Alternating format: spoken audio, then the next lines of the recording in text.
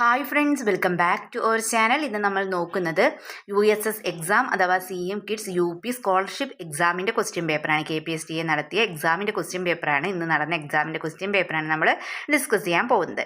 31ാമത്തെ ചോദ്യം, ചതുരം ABCD ADയുടെ മധ്യബിന്ദു Pയും BCയുടെ മധ്യബിന്ദു Qവുമാണ്. ചതുരത്തിൻ്റെ പരപ്പളവ് 120 ചതുരശ്ര മീറ്റർ ആണെങ്കിൽ ഷെയ്ഡ് ചെയ്യാത്ത ഭാഗത്തിൻ്റെ പരപ്പളവ് എത്ര എന്നാണ് ചോദിച്ചിട്ടുള്ളത്.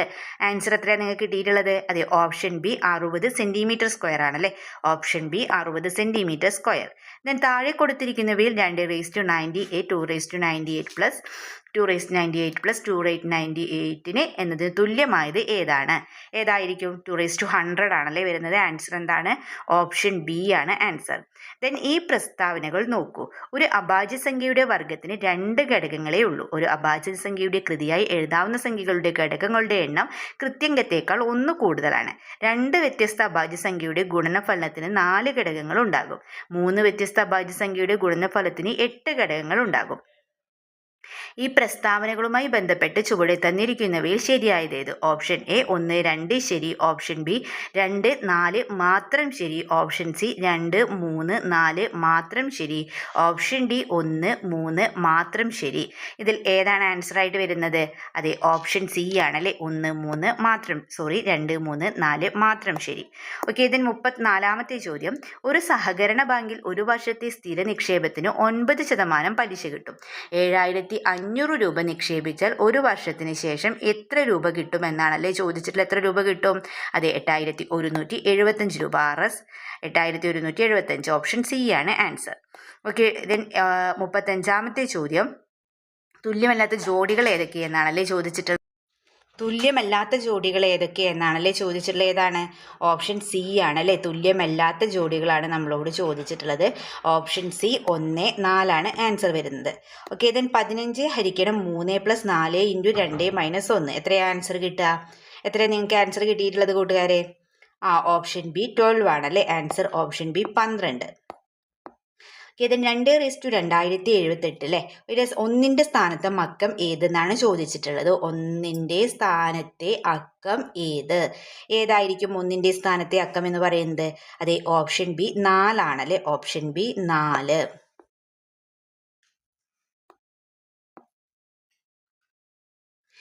(10² - 9) (9² + 8² - 7² (-1² അല്ലേ. ഇവിടെ ഏതായിരിക്കും വരിക? ഓപ്ഷൻ ബി 55 അല്ലേ. ഓപ്ഷൻ ബി 55 വരുന്നത്. ഇതിന് 1, 3, 5, 7 997 999 വരെയുള്ള ഒറ്റ സംഖ്യകളുടെ ശരാശരിയാണ് ചോദിച്ചിട്ടുള്ളത്. എത്ര നിങ്ങൾക്ക് ചെയ്ത് നോക്കുമ്പോൾ ശരാശരി കിട്ടിയിട്ടുള്ളത്? അത് ഓപ്ഷൻ എ 500 ആണല്ലേ. ദെൻ താഴെ നൽകിയിട്ടുള്ളവയിൽ 49 ഘടകങ്ങളുള്ള സംഖ്യ ഏത്? താഴെ തന്നിട്ടുള്ളവയിൽ 49 ഘടകങ്ങളുള്ള സംഖ്യ ഏതെന്നാണ് ചോദിച്ചിട്ടുള്ളത്. ഓപ്ഷൻ ഡി ആണല്ലേ. ഓപ്ഷൻ ഡി ആണ് ആൻസർ വരുന്നത്. താഴെ തന്നിരിക്കുന്നവയിൽ 1.37 × 1.37 തുല്യമായത് ഏതെന്നാണ് ചോദിച്ചിട്ടുള്ളത്. ഏതാണ് ആൻസർ? ഓപ്ഷൻ ബി ആണല്ലേ answer. Option B. Okay, then next നോക്കാം. ഒരു വലിയ കുപ്പി നിറയ്ക്കാൻ 2.5 ഗ്ലാസ് വെള്ളവും ചെറിയ കുപ്പി നിറയ്ക്കാൻ 1.5 ഗ്ലാസ് വെള്ളവും വേണം. വലിയ കുപ്പിയുടെയും ചെറിയ കുപ്പിയുടെയും ഉള്ളളവുകൾ തമ്മിലുള്ള അംശബന്ധം എത്ര എന്നാണല്ലേ ചോദിച്ചിട്ടുള്ളത്. അംശബന്ധം എത്രയാണ് കിട്ടുന്നത്? 3:5 അല്ലേ. ഓക്കെ, ദെൻ 4.5 മീറ്റർ നീളവും 1.5 മീറ്റർ വീതിയുമുള്ള ഒരു ചതുരത്തിൽ നിന്ന് 3/4 മീറ്റർ നീളവും 1/2 മീറ്റർ വീതിയുമുള്ള എത്ര ചതുരങ്ങൾ മുറിച്ചെടുക്കാം? എത്ര ചതുരങ്ങളാണ്? 18 ആണല്ലേ കിട്ടിയിട്ടുള്ളത്. 18 ആണ് ആൻസർ. then ഒരു ടാങ്ക് 3/5 ഭാഗം നിറഞ്ഞിരിക്കുന്നു. 60 ലിറ്റർ വെള്ളം കൂടി പമ്പ് ചെയ്തപ്പോൾ ടാങ്ക് പൂർണ്ണമായി നിറഞ്ഞു. ടാങ്കിൽ ആകെ എത്ര ലിറ്റർ വെള്ളം കൊള്ളും എന്നാണ് ചോദിച്ചിട്ടുള്ളത്. എത്ര ലിറ്റർ വെള്ളം കൊള്ളുക? 150 ലിറ്റർ അല്ലേ. Okay, answer option A 150 litre ആണ്. ഓക്കെ, then 45ാമത്തെ ചോദ്യം, 12x - 4 = 1 ആയാൽ എക്സിൻ്റെ വില എത്ര എന്നാണല്ലേ ചോദിച്ചിട്ടുള്ളത്. എക്സിൻ്റെ വില നിങ്ങൾക്ക് എത്ര കിട്ടിയിട്ടുള്ളത്? 4 ആണല്ലേ. എക്സിൻ്റെ വില എത്രയാണ്? 4.